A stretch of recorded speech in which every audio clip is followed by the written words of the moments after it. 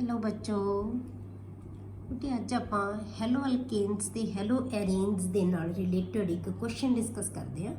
काफ़ी क्लैरिटी थोड़ा वो हो जाएगी। फिर नैक्सट आप करांगे पॉली हैलोजन कंपाउंड्स।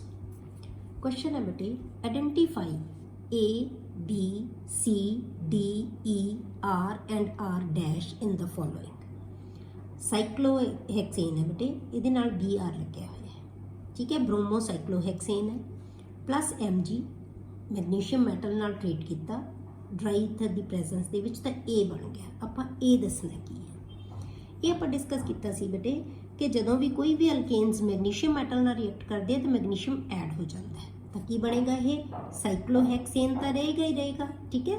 तो ये नाल की है इत्थे एम जी ऐड हो जाएगा, नाल की आ जाएगा बी आर। क्लीयर हो गया। Cyclohexane magnesium bromide. हुण आपां बेटे इहदी हाइड्रोलिसिस करती। आपां कहा सी कि जदों असीं मैगनीशियम कोई भी ग्रिग्नेट रीजन बनता है, जदों ये बहुत ज़्यादा पानी तो उन्होंने बहुत वो करना पैंदा है, जे वाटर दी ट्रेसिस भी रह जाण तां नाल दी नाल रिएक्ट कर लैंदा है। आपां कहा सी ना कि प्रोटोन दा जिहड़ा डोनेटर है वो इहनूं मिल जाना चाहिए, नाल दी नाल ये उहदे नाल दी अटैच हो जाता है तो अल्केन्स बन जांदियां। तो एच जदों ये जाएगा वाटर दे विच, एच इन्हें ले लेना तो की बन जाएगा साइक्लोहेक्सेन बन जाएगी। तो ओ एच कि लग जाएगा बी आर ना एम जी के नाल, तो प्रोडक्ट की बन जानी है। इत्थे तुहाडे कोले की आ जाएगा बेटे साइक्लोहेक्सेन बन गया। एच ना सॉरी बेंजीन रिंग नहीं, साइक्लोहेक्सेन, ठीक है। तो की आएगा साइक्लोहेक्सेन। इत्थे एच लग गया, इत्थे लिखा सकते हो तुसीं, वैसे सारियां नाल ही एच हैगा, पर इत्थे एच वाटर दे विचों एच इहदे नाल अल्केन बन गई। प्लस की निकल जाएगा बेटे एम जी दे नाल ओ एच भी अटैच हो जाएगा, तो बी आर ऑलरेडी है। याद रखना है बेटे कि जदों भी ग्रिग्नेट रीजेंट बनता है तो ग्रिग्नेट रीजेंट के नाल उहदी हाइड्रोलिसिस होने तो बाद ये अल्केन्स बना देते हैं, क्योंकि असी अल्केन्स की गल कर रहे हैं। आपां एलिफेटिक जिहड़ा हैलो अल्केन्स लिए, आपां ऐ कह लो कि हैलो अल्केन्स लिए, आपां हैलो एरीन्स नहीं लिए। क्लियर। अगला है बेटे R B R plus M G gives dry in the presence of dry ether gives C. हम आप सी दसांगे।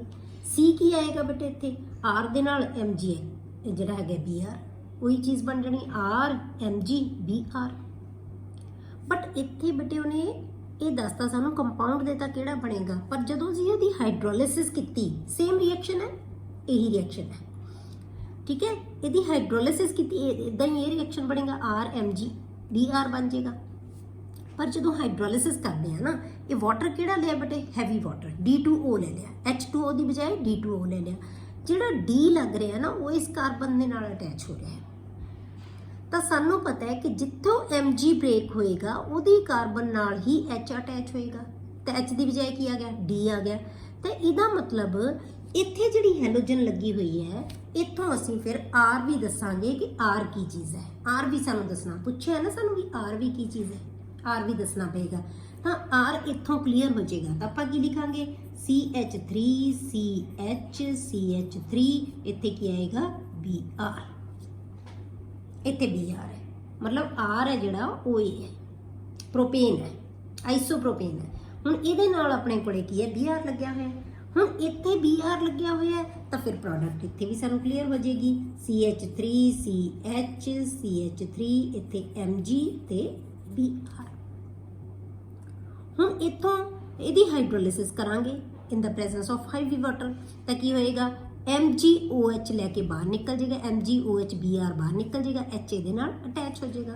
तो इतने तो प्रोडक्ट की बन गई CH3 CH, इतने नाल की लगेगा D, ये D आएगा H की बजाय, ड्यूट्रियम आएगा प्रोटियम की बजाय, ठीक है। तो की आ गया CH ना CH तो है ही है, नाल इतने D लग जाएगा, तो OD किहदे नाल जाएगा MgBr दे नाल, ठीक है। तो दसना ही नहीं असी भी की लगना है, तो प्लस की आएगा, जे आप लिखना होवे तो की बनेगा MgOD ते Br, पर ये सानू देने की लोड़ प्रोडक्ट नहीं है। क्लीयर हो गया।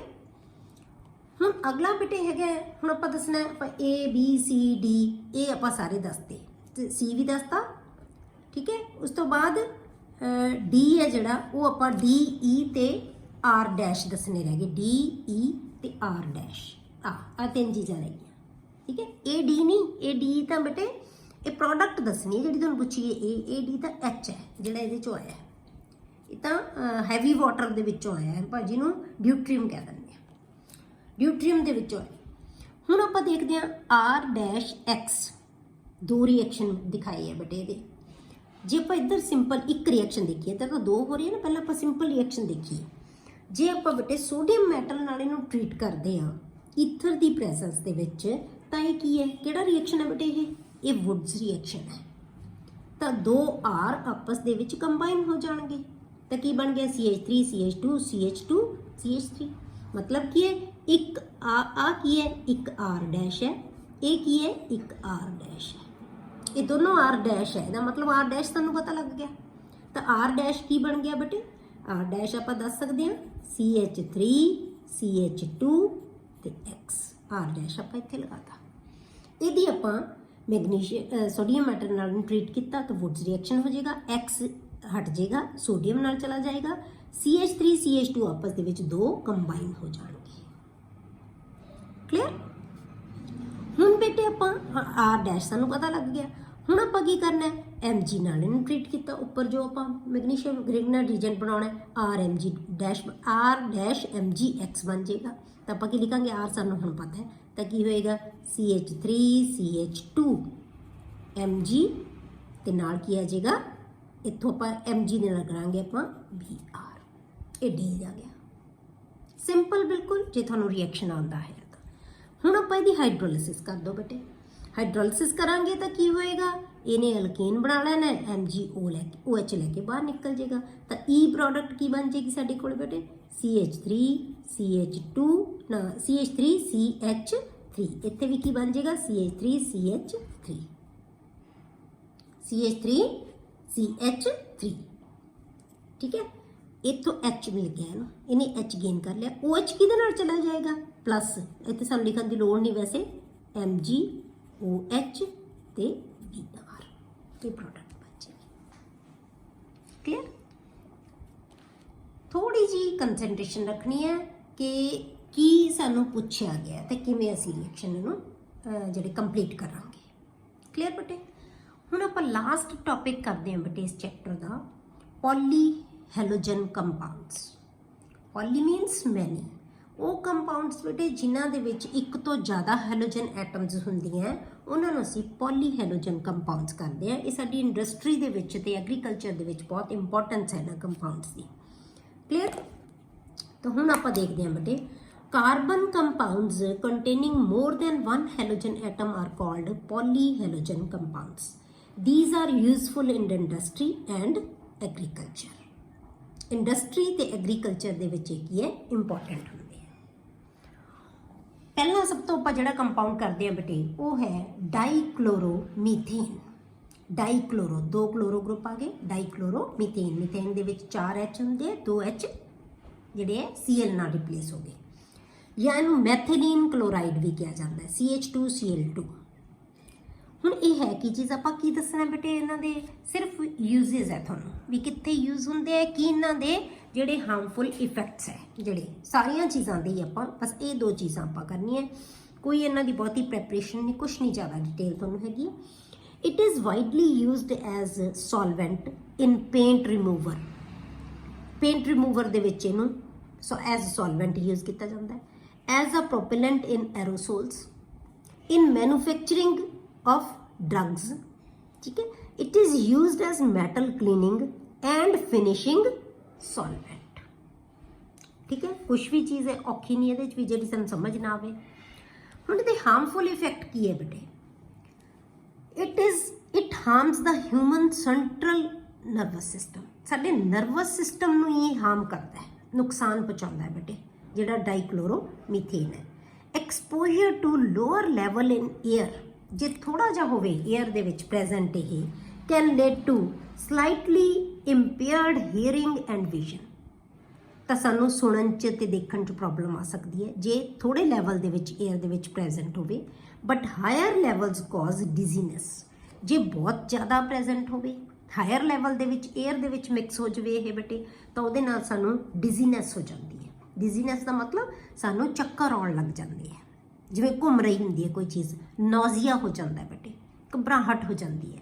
ਨੰਬਨੈਸ ਇਨ ਫਿੰਗਰਸ, ਤਾਂ ਫਿੰਗਰਸ, ਨੰਬਨੈਸ ਦਾ ਮਤਲਬ ਹੁੰਦਾ ਹੈ ਜਿਵੇਂ ਆਪਾਂ ਪੈਰਾਂ ਤੇ ਭਾਰ ਦੇ ਕੇ ਬੈਠ ਜਾਈਏ ਤਾਂ ਕੀ ਹੈ, ਸਾਡੀਆਂ ਫਿੰਗਰਸ ਹੈ ਜਿਹੜੀਆਂ ਉਹ ਕੀ ਹੁੰਦੀਆਂ, ਸੁੰਨ ਹੋ ਜਾਂਦੀਆਂ, ਸੁੰਨ ਹੋਣਾ ਜਿਹਨੂੰ ਕਹਿੰਦੇ ਹਾਂ ਅਸੀਂ। ਨੰਬਨੈਸ ਦਾ ਮਤਲਬ ਸੁੰਨ ਹੋਣਾ। ਨੰਬਨੈਸ ਇਨ ਫਿੰਗਰਸ ਐਂਡ ਟੋਸ, ਸਾਡੇ ਜਿਹੜੇ ਟੋਜ਼ ਹੁੰਦੇ ਆ ਪੈਰਾਂ ਦੇ, ਹੱਥਾਂ ਦੇ, ਉਹਨਾਂ ਦੇ ਵਿੱਚ ਉਹ ਜਿਹੜੇ ਉਹ ਜਿਵੇਂ ਸੌਂ ਜਾਂਦੇ ਆ, ਉਹ ਇੱਦਾਂ ਹੋ ਜਾਂਦੇ ਆ, ਠੀਕ ਹੈ। In humans direct skin contact with methylene chloride ਜਾਂ ਆਪਾਂ ਕਹਿੰਦੇ ਹਾਂ ਡਾਈਕਲੋਰੋਮੀਥੇਨ, ਇਹਦਾ causes intense burning and mild redness of skin. ਤਾਂ ਬਰਨਿੰਗ ਸਾਡੀ ਸਕਿਨ ਦੇ ਉੱਤੇ ਹੋਣ ਲੱਗ ਜਾਂਦੀ ਹੈ ਜੇ ਇਹ ਡਾਇਰੈਕਟ ਸਾਡੀ ਸਕਿਨ ਦੇ ਉੱਤੇ ਲੱਗ ਜਾਂਦਾ ਹੈ ਤਾਂ। Direct contact with eyes can burn the cornea, ਪਰ ਜੇ ਆਈਜ਼ ਦੇ ਵਿੱਚ ਸਾਡੀਆਂ ਅੱਖਾਂ ਦੇ ਵਿੱਚ ਪੈ ਜਾਵੇ ਇਹ ਡਾਇਰੈਕਟ, ਤਾਂ ਫਿਰ ਸਾਡਾ ਜਿਹੜਾ ਕਾਰਨੀਆ ਹੈ ਨਾ ਬੇਟੇ ਅੱਖ ਦਾ, ਉਹ ਜਲ ਜਾਂਦਾ ਹੈ, ਬਰਨ ਹੋ ਜਾਂਦਾ ਹੈ, ਠੀਕ ਹੈ। ਦੂਸਰਾ ਕੰਪਾਊਂਡ ਕਰਦੇ ਹਾਂ ਆਪਾਂ ਬੇਟੇ ਟ੍ਰਾਈਕਲੋਰੋਮੀਥੇਨ। ਹੁਣ ਆਪਾਂ ਟ੍ਰਾਈਕਲੋਰੋਮੀਥੇਨ ਲੈਂਦੇ ਹਾਂ, ਪਹਿਲਾਂ ਆਪਾਂ ਡਾਈਕਲੋਰੋਮੀਥੇਨ ਲਿਆ ਸੀ, ਹੁਣ ਆਪਾਂ ਲੈਂਦੇ ਹਾਂ ਟ੍ਰਾਈਕਲੋਰੋਮੀਥੇਨ, CHCl3, ਜਿਹਨੂੰ ਅਸੀਂ ਕਲੋਰੋਫਾਰਮ ਵੀ ਕਹਿੰਦੇ ਹਾਂ। ਤਾਂ ਕਲੋਰੋਫਾਰਮ ਤੁਸੀਂ ਬਹੁਤ ਸੁਣਿਆ ਹੋਏਗਾ ਬੇਟੇ। ਕਲੋਰੋਫਾਰਮ ਕਾਹਦੇ ਵਾਸਤੇ ਯੂਜ਼ ਕੀਤਾ ਜਾਂਦਾ ਸੀ? ਪਹਿਲਾਂ ਕਲੋਰੋਫਾਰਮ ਨੂੰ ਬੇਟੇ ਜਦੋਂ ਆਪਾਂ ਸਰਜਰੀ ਕਰਦੇ ਸੀ ਨਾ, ਤਾਂ ਉਦੋਂ ਐਨਸਥੀਸੀਆ ਦੇਣ ਲਈ ਜਾਂ ਆਪਾਂ ਕਹਿੰਦੇ ਬੇਹੋਸ਼ ਕਰਨ ਲਈ ਕਲੋਰੋਫਾਰਮ ਯੂਜ਼ ਕੀਤੀ ਜਾਂਦੀ। ਕਲੋਰੋਫਾਰਮ ਸੁੰਘਾ ਦਿੰਦੇ ਸੀਗੇ, ਠੀਕ ਹੈ। It is used as solvent for fats, alkaloids, alkaloids ਹੋਣਾ ਚਾਹੀਦਾ ਬੇਟੇ, ਠੀਕ ਹੈ, ਐਂਡ ਆਇਓਡੀਨ ਐਟਸੈਟਰਾ। ਇਹਨਾਂ ਨੂੰ ਜਿਹੜੇ ਹੈਗੇ ਆ ਉਹਨਾਂ ਨੂੰ ਘੋਲਣ ਵਾਸਤੇ ਬੇਟੇ ਐਜ਼ ਸੋਲਵੈਂਟ ਇਹਨੂੰ ਅਸੀਂ ਯੂਜ਼ ਕਰਦੇ ਹਾਂ। ਇਟ ਵਾਜ਼ ਯੂਜ਼ਡ, ਵਾਜ਼ ਦਾ ਮਤਲਬ ਯੂਜ਼ ਕੀਤਾ ਜਾਂਦਾ ਸੀ। It was used as general anaesthetic in surgery. ਜਦੋਂ ਅਸੀਂ ਸਰਜਰੀ ਕਰਦੇ ਸੀ ਨਾ, ਕੋਈ ਵੀ ਸਰਜਰੀ ਕਰਦੇ ਪਰ ਜਨਰਲ ਐਨਸਥੀਸੀਆ ਦਿੰਦੇ ਆ, ਜਦੋਂ ਮਤਲਬ ਪੂਰਾ ਬੇਹੋਸ਼ ਕਰ ਦਿੰਦੇ ਆ ਬੰਦੇ ਨੂੰ। ਨਹੀਂ ਤਾਂ ਕੋਈ ਸਰਜਰੀ ਕਰਨੀ ਹੁੰਦੀ, ਕੋਈ ਪਾਰਟ ਨੂੰ ਸੁੰਨ ਕੀਤਾ ਜਾਂਦਾ ਨਾ ਬੇਟੇ, ਤਾਂ ਸਾਡੀ ਸਾਰੀ ਬੋਡੀ ਨੂੰ ਸੁੰਨ ਕਰ ਦਿੰਦੇ ਆ, ਉਹਨੂੰ ਜਨਰਲ ਐਨਸਥੀਸੀਆ ਕਹਿੰਦੇ ਆ। ਤਾਂ ਆਪਾਂ general anaesthetic as general anaesthetic use ਕੀਤਾ ਜਾਂਦਾ ਸੀ ਜਦੋਂ ਸਰਜਰੀ ਕੀਤੀ ਜਾਂਦੀ ਸੀ ਕੋਈ।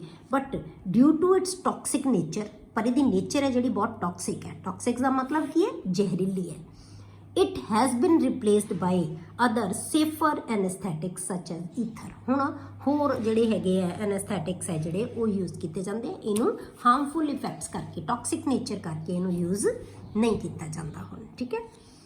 It's major use in the production of freon refrigerant R22, ਮਤਲਬ ਕਿ ਫਰੀਓਨਸ ਦੇ ਯੂਜ਼ ਵਾਸਤੇ ਇਹਨੂੰ ਮੇਜਰ ਯੂਜ਼ ਕੀਤਾ ਜਾਂਦਾ ਹੈ, ਕਲੋਰੋਫਾਰਮ ਨੂੰ ਜਿਹੜਾ ਹੁਣ ਆਪਾਂ ਯੂਜ਼ ਕਰਦੇ ਹਾਂ, ਠੀਕ ਹੈ। ਹੁਣ ਇਹਨੂੰ ਕਿਉਂ ਯੂਜ਼ ਕੀਤਾ ਜਾਂਦਾ ਸੀ ਬੇਟੇ ਜਿਹੜਾ ਆਪਾਂ ਐਨਸਥੀਸੀਆ ਲਈ? ਕਿਉਂਕਿ ਇਹਦੇ ਨਾਲ ਨਾ ਬੇਟੇ ਬੇਹੋਸ਼ੀ ਆ ਜਾਂਦੀ ਹੈ, ਬੇਹੋਸ਼ੀ ਸਾਨੂੰ ਆ ਜਾਂਦੀ ਹੈ। ਇਸ ਕਰਕੇ ਇਨਹੇਲਿੰਗ ਕਲੋਰੋਫਾਰਮ ਵੈਪਰਸ ਡਿਪਰੈਸਿਸ ਦ ਸੈਂਟਰਲ ਨਰਵਸ ਸਿਸਟਮ, ਸਾਡੇ ਨਰਵਸ ਸਿਸਟਮ ਨੂੰ ਡਿਪਰੈਸ ਕਰ ਦਿੰਦਾ। ਸਾਨੂੰ ਕੋਈ ਚੀਜ਼ ਫੀਲ ਕਿਉਂ ਹੁੰਦੀ ਹੈ ਬੇਟੇ? ਸਾਡੇ ਨਰਵਸ ਸਿਸਟਮ ਕਰਕੇ। ਜੇ ਨਰਵਸ ਸਿਸਟਮ ਹੀ ਸਾਡਾ ਡਿਪਰੈਸ ਹੋ ਗਿਆ ਤਾਂ ਫਿਰ ਸਾਡੀ ਫੀਲਿੰਗਸ ਹੈ ਜਿਹੜੀਆਂ ਉਹ ਕੀ ਹੈ, ਸਾਨੂੰ ਮਹਿਸੂਸ ਨਹੀਂ ਹੁੰਦੀ। ਜੇ ਦਰਦ ਵੀ ਹੋਏਗਾ ਸਾਨੂੰ ਮਹਿਸੂਸ ਨਹੀਂ ਹੋਏਗਾ, ਠੀਕ ਹੈ। ਤਾਂ ਕਲੋਰੋਫਾਰਮ ਇਨਹੇਲ ਕਰਨ ਨਾਲ ਤਾਂ ਜਿਹੜਾ ਸਾਡਾ ਸੈਂਟਰਲ ਨਰਵਸ ਸਿਸਟਮ ਹੈ ਨਾ, ਉਹ ਡਿਪਰੈਸ ਹੋ ਜਾਂਦਾ ਬੇਟੇ।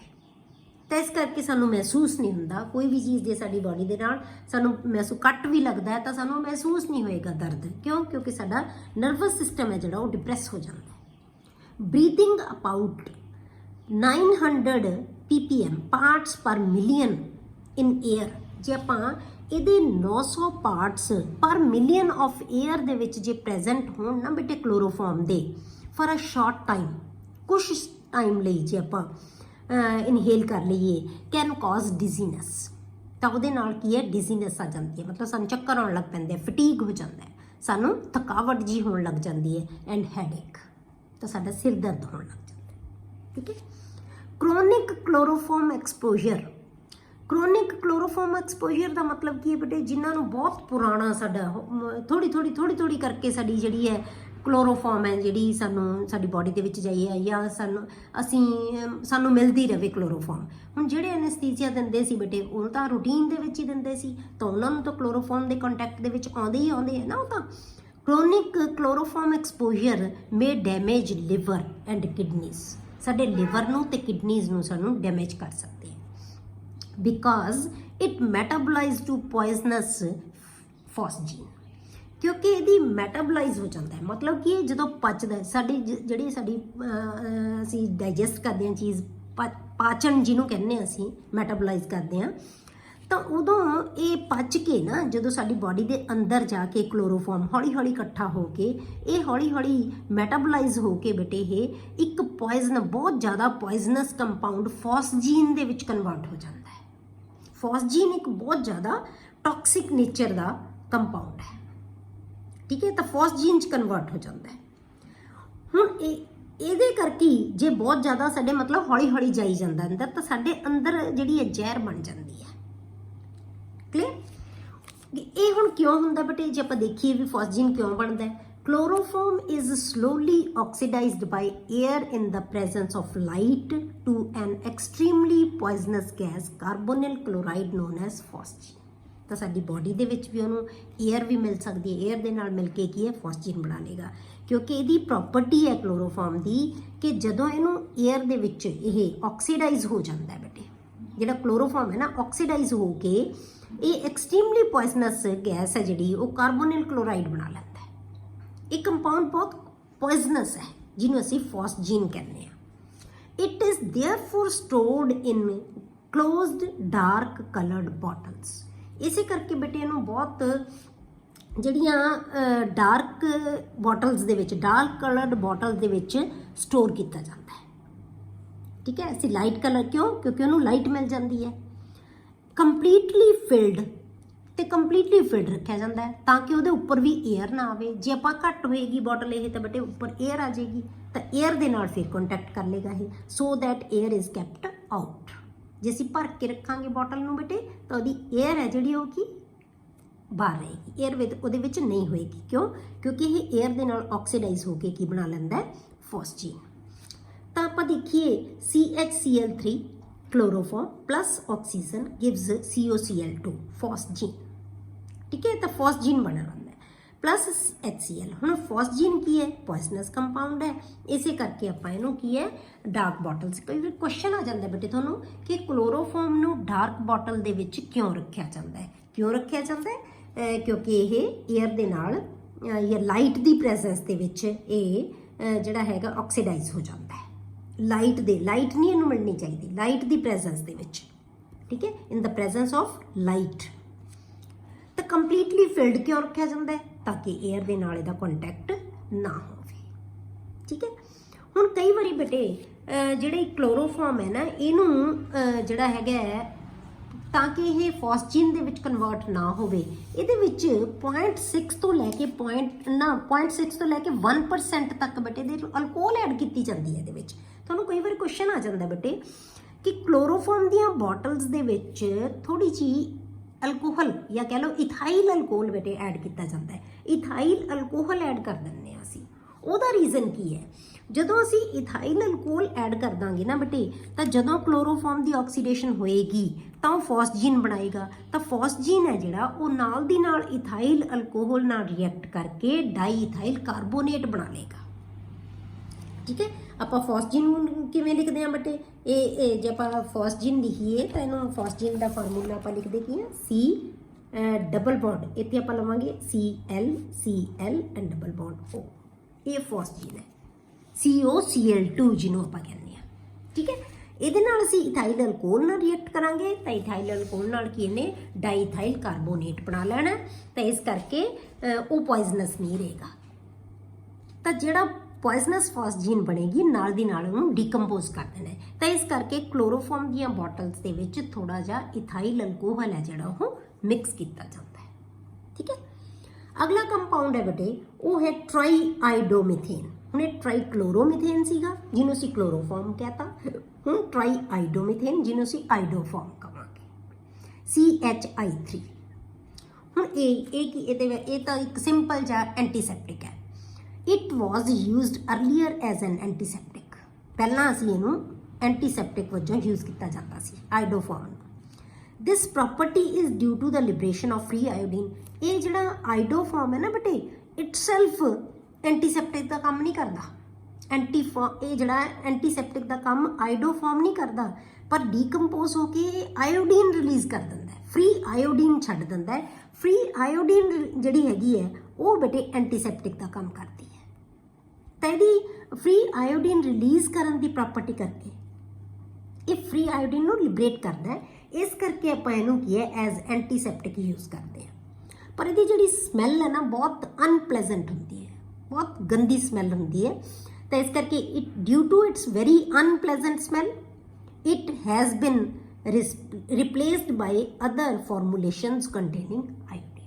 ਤਾਂ ਹੋਰ ਕੰਪਾਊਂਡਸ ਜਿਨ੍ਹਾਂ ਦੇ ਵਿੱਚ ਆਇਓਡੀਨ ਹੁੰਦੀ ਹੈ, ਆਇਓਡੀਨ ਹੀ ਰਿਲੀਜ਼ ਕਰਨੀ ਹੈ ਨਾ, ਤਾਂ ਹੋਰ ਕੰਪਾਊਂਡ ਯੂਜ਼ ਕੀਤੇ ਜਾਂਦੇ ਆ ਐਜ਼ ਐਂਟੀਸੈਪਟਿਕ ਜਿਹੜਾ ਆਈਡੋਫਾਰਮ ਨੂੰ ਛੱਡ ਕੇ। ਠੀਕ ਹੈ, ਅਗਲਾ ਆਪਾਂ ਕਰਦੇ ਹਾਂ ਬੇਟੇ ਟੈਟਰਾਕਲੋਰੋਮੀਥੇਨ। ਹੁਣ ਆਪਾਂ ਚਾਰ, ਪਹਿਲਾਂ ਅਸੀਂ ਡਾਈਕਲੋਰੋ ਕੀਤਾ, ਫਿਰ ਅਸੀਂ ਟ੍ਰਾਈਕਲੋਰੋ ਕੀਤਾ, ਹੁਣ ਅਸੀਂ ਟੈਟਰਾਕਲੋਰੋ ਕਰਾਂਗੇ, ਟੈਟਰਾਕਲੋਰੋਮੀਥੇਨ। ਇਹਨੂੰ ਆਪਾਂ, ਇਹ ਤਾਂ ਤੁਹਾਨੂੰ ਆਪ ਤੁਸੀਂ ਦੇਖਿਆ ਹੀ ਹੈ ਬੇਟੇ, ਜਦੋਂ ਆਪਾਂ ਕੰਪਾਊਂਡਸ ਕੀਤੇ ਸੀ ਕਈ, ਉਹਨਾਂ ਦੇ ਵਿੱਚ CCl4 ਨੂੰ ਅਸੀਂ ਐਜ਼ ਸੋਲਵੈਂਟ ਯੂਜ਼ ਕੀਤਾ ਸੀ। ਠੀਕ ਹੈ, it is produced in large quantities for the use in the manufacture of refrigerants and propellants for aerosol cans. It is used as feedstock in the synthesis of chlorofluorocarbons। ਇਹ ਤਾਂ ਸੁਣਿਆ ਹੋਇਆ ਹੈ, chlorofluorocarbons ਜਿਨ੍ਹਾਂ ਨੂੰ ਅਸੀਂ ਫ੍ਰੀਓਨਸ ਕਹਿੰਦੇ ਹਾਂ, chlorofluorocarbons and other chemicals। ਤਾਂ ਬਹੁਤ ਸਾਰੇ ਕੈਮੀਕਲਸ ਨੂੰ ਬਣਾਉਣ ਵਾਸਤੇ, ਜਾਂ ਆਪਾਂ ਕਹਿ ਲਓ ਕਲੋਰੋਫਲੋਰੋਕਾਰਬਨਸ ਜਿਹੜਾ ਕਿ ਬਹੁਤ ਇੰਪੋਰਟੈਂਟ ਕੰਪਾਊਂਡ ਹੈ, ਉਹਨਾਂ ਨੂੰ ਬਣਾਉਣ ਵਾਸਤੇ ਆਪਾਂ ਯੂਜ਼ ਕਰਦੇ ਹਾਂ, ਜਿਹਨੂੰ ਅਸੀਂ ਕੀ ਕਹਿ ਦਿੰਦੇ ਹਾਂ, ਜਿਹੜੇ ਫ੍ਰੀਓਨਸ ਕਹਿੰਦੇ ਆ। ਉਹਨਾਂ ਨੂੰ, ਉਹਨਾਂ ਦੀ ਸਿੰਥੇਸਿਸ ਦੇ ਲਈ ਜਿਹੜਾ ਹੈਗਾ ਉਹ ਯੂਜ਼ ਕੀਤਾ ਜਾਂਦਾ ਹੈ ਕਾਰਬਨ ਟੈਟਰਾਕਲੋਰਾਈਡ ਨੂੰ। It is used as solvent. ਆਪਾਂ ਪਹਿਲਾਂ ਮੈਂ ਤੁਹਾਨੂੰ ਦੱਸਿਆ ਕਿ ਐਜ਼ ਸੋਲਵੈਂਟ ਤਾਂ ਅਸੀਂ ਇਹਨੂੰ ਯੂਜ਼ ਕਰਦੇ ਹੀ ਕਰਦੇ ਹਾਂ। ਆਰਗੈਨਿਕ ਕੰਪਾਊਂਡਸ ਨੂੰ ਡਿਸੋਲਵ ਕਰਨ ਲਈ ਆਪਾਂ ਕੀ ਯੂਜ਼ ਕਰਦੇ ਹਾਂ, CCl4 ਨੂੰ ਐਜ਼ ਸੋਲਵੈਂਟ ਯੂਜ਼ ਕੀਤਾ ਜਾਂਦਾ ਹੈ। It is used as fire extinguisher under the name pyrene. ਠੀਕ ਹੈ, ਇਹਨੂੰ ਆਪਾਂ ਪਾਇਰੀਨ ਦੇ ਨਾਮ ਦੇ ਨਾਲ ਫਾਇਰ ਐਕਸਟਿੰਗੁਇਸ਼ਰ ਦੇ ਵਜੋਂ ਜਿਹੜਾ ਹੈਗਾ ਯੂਜ਼ ਕਰਦੇ ਹਾਂ। ਹੁਣ ਆਪਾਂ ਦੇਖਦੇ ਹਾਂ ਕਿ ਇਹਦੇ ਨਾਲ ਇਫੈਕਟ ਕੀ ਹੁੰਦਾ, ਬਟ ਇਹਦੇ ਹਾਰਮਫੁਲ ਇਫੈਕਟ ਕੀ ਹੈ। There is sum evidence that exposure to CCl4 causes liver cancer in humans। ਇਹ ਮੰਨਿਆ ਜਾਂਦਾ ਹੈ ਬੇਟੇ ਕਿ ਜੇ ਜਿਹੜਾ ਹੈਗਾ CCl4 ਸਾਡੇ ਅੰਦਰ ਚਲਾ ਜਾਂਦਾ ਹੈ ਤਾਂ ਫਿਰ ਸਾਡੇ ਲਿਵਰ ਕੈਂਸਰ ਹੈ ਜਿਹੜਾ ਉਹ ਹੋ ਸਕਦਾ ਹੈ। ਦ ਕਾਮਨ ਇਫੈਕਟਸ ਆਰ, ਹੁਣ ਇਹਦੇ ਕਾਮਨ ਇਫੈਕਟ ਕੀ ਹੈ ਬੇਟੇ, ਜਿਹੜੇ ਹਾਰਮਫੁਲ ਇਫੈਕਟਸ ਕੀ ਹੈ, ਡਿਜ਼ੀਨੈਸ ਹੈ, ਲਾਈਟ ਹੈਡੇਕਨੈਸ ਹੈ, ਨੋਜ਼ੀਆ, ਠੀਕ ਹੈ, ਐਂਡ ਵੋਮਿਟਿੰਗ। ਨੋਜ਼ੀਆ ਦਾ ਮਤਲਬ ਘਬਰਾਹਟ ਹੋਣ ਲੱਗ ਜਾਂਦੀ ਹੈ ਸਾਨੂੰ, ਵੋਮਿਟਿੰਗ ਜਿਵੇਂ ਸਾਨੂੰ ਵੋਮਿਟਿੰਗ ਆਪਾਂ ਕਹਿੰਦੇ ਆ ਕਿ ਉਲਟੀ ਆਉਣ ਲੱਗ ਜਾਂਦੀ ਹੈ ਸਾਨੂੰ, which can cause permanent damage to nerve cells, ਜਿਹਦੇ ਨਾਲ ਸਾਡੇ ਨਰਵ ਸੈੱਲ ਹੈ ਜਿਹੜੇ ਬੇਟੇ ਉਹ ਪਰਮਾਨੈਂਟਲੀ ਡੈਮੇਜ ਹੋ ਸਕਦੇ ਆ। When it is released into air, ਜਦੋਂ ਇਹ ਏਅਰ ਦੇ ਵਿੱਚ ਰਿਲੀਜ਼ ਹੁੰਦੀ ਹੈ, ਇਟ ਰਾਈਜ਼ਸ ਟੂ ਦਾ ਐਟਮੋਸਫੀਅਰ, ਤਾਂ ਇਹ ਉੱਪਰ ਐਟਮੋਸਫੀਅਰ ਦੇ ਵਿੱਚ ਚਲੀ ਜਾਂਦੀ ਹੈ, ਐਂਡ ਡਿਪਲੀਟਸ ਦਾ ਓਜ਼ੋਨ ਲੇਅਰ। ਤਾਂ ਓਜ਼ੋਨ ਲੇਅਰ ਨੂੰ ਡਿਪਲੀਟ ਹੋਣ ਨਾਲ, ਓਜ਼ੋਨ ਲੇਅਰ ਦੇ ਡਿਪਲੀਟ ਹੋਣ ਨਾਲ ਸਾਨੂੰ ਪਤਾ ਹੈ ਕਿ ਇਸ ਹਾਰਮਫੁਲ ਇਫੈਕਟਸ ਕੀ ਹੁੰਦੇ ਹੈ ਕਿ ਜਿਹੜੀਆਂ ਅਲਟਰਾਵਾਇਲਟ ਰੇਜ਼ ਹੈ ਬੇਟੇ ਉਹਨਾਂ ਨੂੰ ਰੋਕਦੀ ਹੈ ਓਜ਼ੋਨ ਲੇਅਰ। ਤਾਂ ਉਹ ਰੇਜ਼ ਹੈ ਜਿਹੜੀਆਂ ਸਾਡੇ ਤੱਕ ਪਹੁੰਚ ਜਾਂਦੀਆਂ, ਸਾਡੀ ਸਕਿਨ ਹੈ ਜਿਹੜਾ ਉਹਨੂੰ ਨੁਕਸਾਨ ਕਰਦੀਆਂ, ਤਾਂ ਸਾਨੂੰ ਸਕਿਨ ਦਾ ਕੈਂਸਰ ਤੱਕ ਵੀ ਹੋ ਸਕਦਾ ਹੈ ਇਹਨਾਂ ਅਲਟਰਾਵਾਇਲਟ ਰੇਜ਼ ਕਾਰਨ। ਠੀਕ ਹੈ, ਅਗਲਾ ਜਿਹੜਾ ਹੈਗਾ ਬੇਟੇ ਕੰਪਾਊਂਡ ਉਹ ਹੈ ਫ੍ਰੀਓਨਸ। ਜੇ ਆਪਾਂ ਹੁਣੇ ਪੜ੍ਹਿਆ ਪਿੱਛੇ ਫ੍ਰੀਓਨਸ, ਕਿ ਫ੍ਰੀਓਨਸ ਨੂੰ ਬਣਾਉਣ ਲਈ ਅਸੀਂ ਕਲੋਰੋਫਾਰਮ ਯੂਜ਼ ਕਰਦੇ ਹਾਂ, ਨਾ ਸੌਰੀ ਕਾਰਬਨ ਟੈਟਰਾਕਲੋਰਾਈਡ ਯੂਜ਼ ਕਰਦੇ ਹਾਂ, ਫ੍ਰੀਓਨਸ ਪੜ੍ਹਦੇ ਹਾਂ ਆਪਾਂ। The chlorofluorocarbon compounds of methane and ethane are known as freons. ਆਪਾਂ ਇਹਨਾਂ ਨੂੰ ਕੀ ਕਹਿੰਦੇ ਹਾਂ, ਇਹਨਾਂ ਨੂੰ ਕਲੈਕਟਿਵਲੀ ਅਸੀਂ ਫ੍ਰੀਓਨਸ ਕਹਿ ਦਿੰਦੇ ਹਾਂ, chlorofluorocarbon compounds. They are extremely stable, unreactive, non-toxic, non-corrosive and easily liquefiable gases।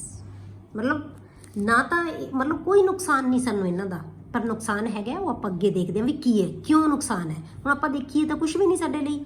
ਆਪਾਂ ਕਿਹਾ ਕਿ ਐਕਸਟ੍ਰੀਮ ਦਾ ਤਾਂ ਉਹਨੂੰ ਬਹੁਤ ਜ਼ਿਆਦਾ ਸਟੇਬਲ ਕੰਪਾਊਂਡ ਹੈ, ਇਹੀ ਨੁਕਸਾਨ ਹੈ ਇਹਨਾਂ ਦਾ।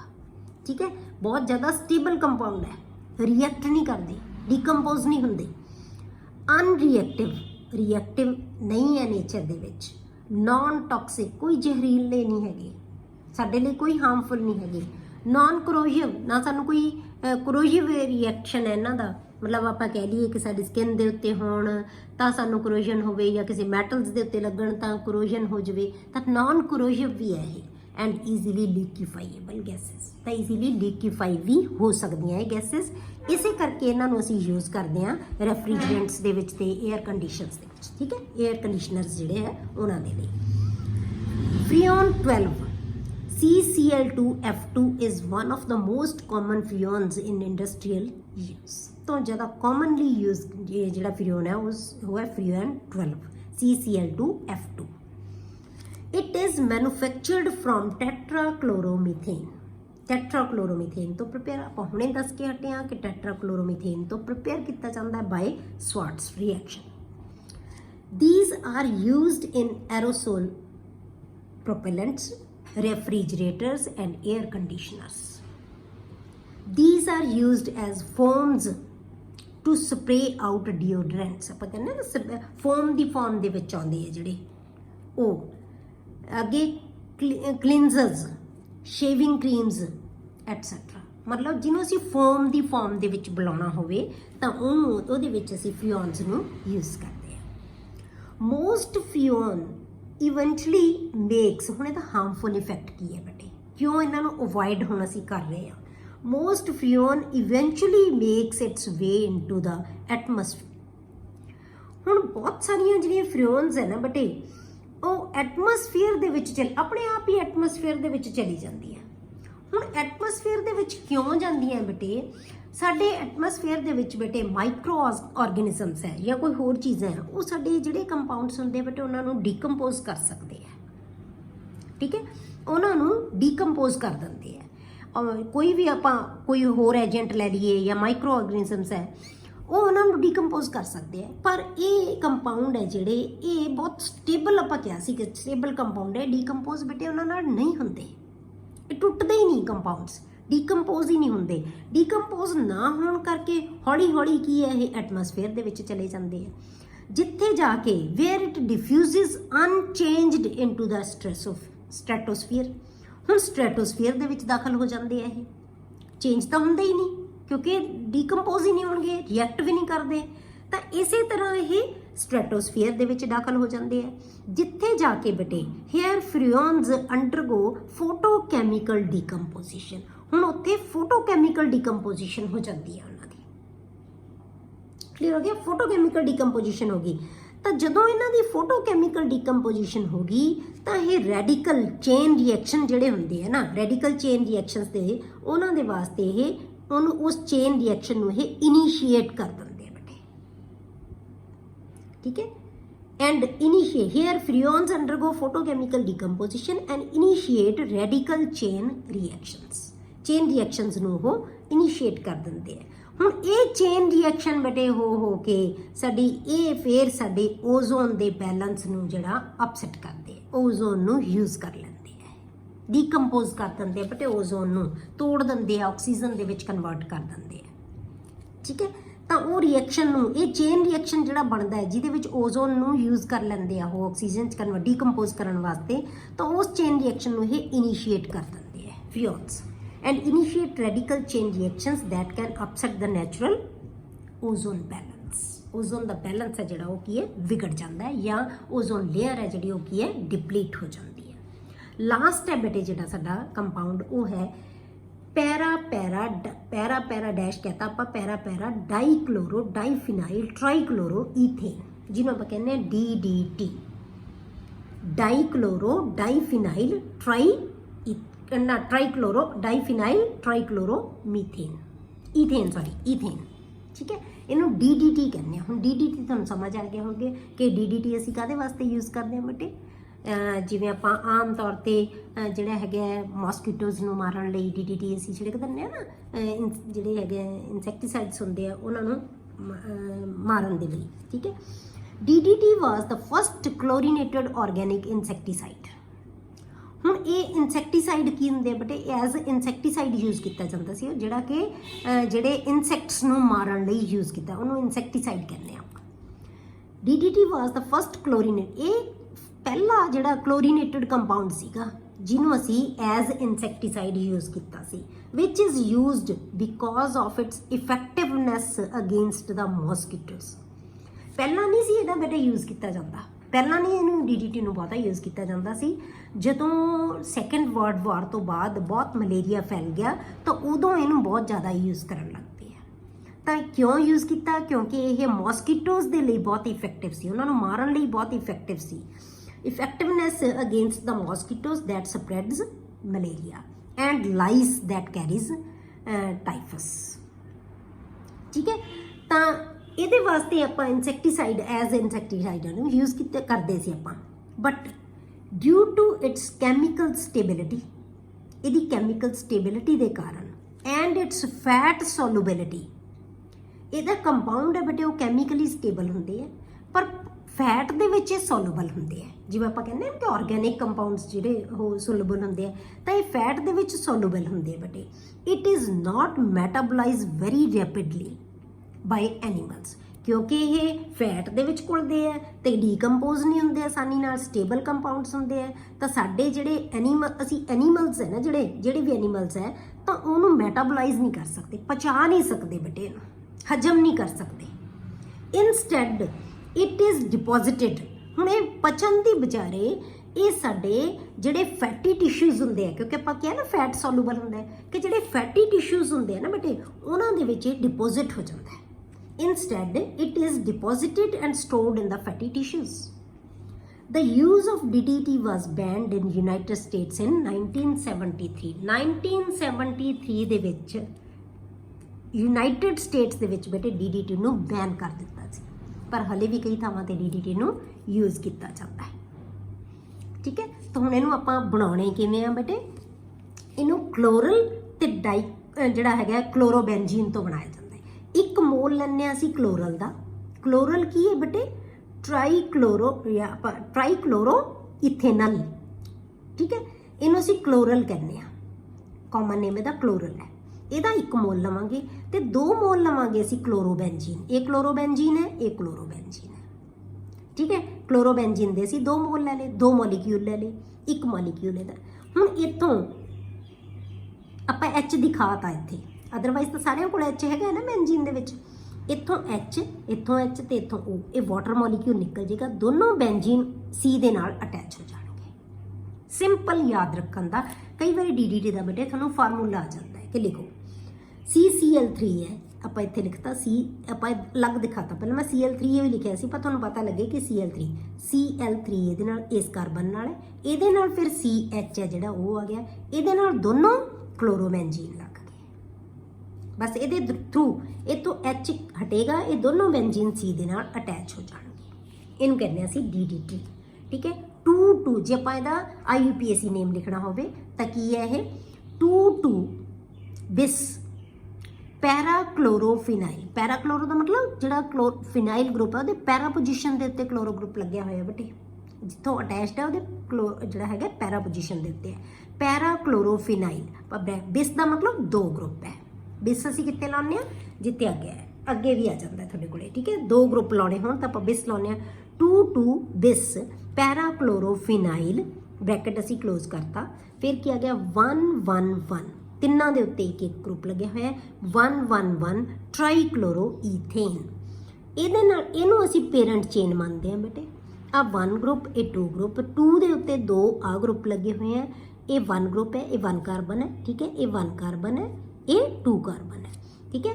ਤਾਂ ਆਪਾਂ ਕੀ ਲਿਖਣਾ ਹੈ? 2,2 2 ਦੇ ਉੱਤੇ ਦੋਨੋਂ ਗਰੁੱਪ 2 ਤੇ ਹੈ, 2,2 ਬਿਸ ਪੈਰਾਕਲੋਰੋ ਫਿਨਾਈਲ, ਠੀਕ ਹੈ। ਫਿਰ ਆ ਗਿਆ 1,1,1 ਟ੍ਰਾਈਕਲੋਰੋ ਈਥੇਨ, ਇਹਨੂੰ ਕਹਿੰਦੇ ਹਾਂ ਅਸੀਂ DDT। ਕਲੀਅਰ?